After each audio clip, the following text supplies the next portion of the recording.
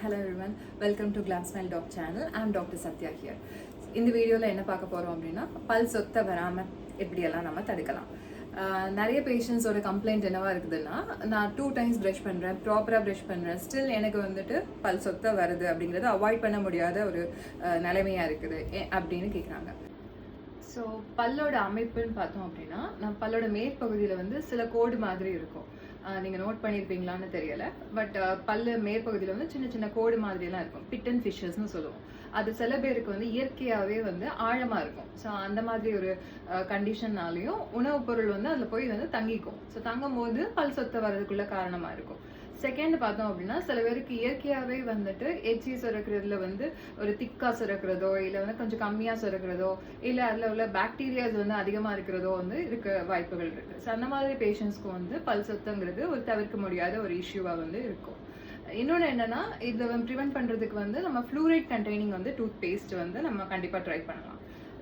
Fluoride வந்து நம்ம டென்டிஸ்ட்டை போயும் வந்துட்டு நம்ம வந்து அப்ளை பண்ணலாம். பல்லு வந்து வளரும் போதே இதெல்லாம் வந்து பண்ணுறது வந்து ரொம்பவே வந்து எஃபெக்டிவாக இருக்கும்.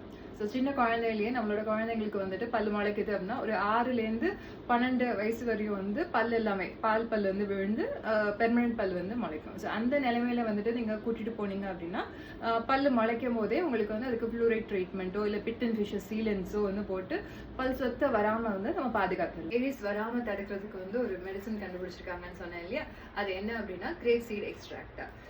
கிரேப் சீட் எக்ஸ்ட்ராக்ட்ல வந்து ப்ரோஆந்தோசைனடின் அப்படிங்கிற ஒரு பர்டிகுலர் கெமிக்கல் இருக்கிறது வந்து கேரிஸ் வந்து ப்ரொடியூஸ் பண்ற பாக்டீரியாவை வந்து ஃபைட் பண்ணுது.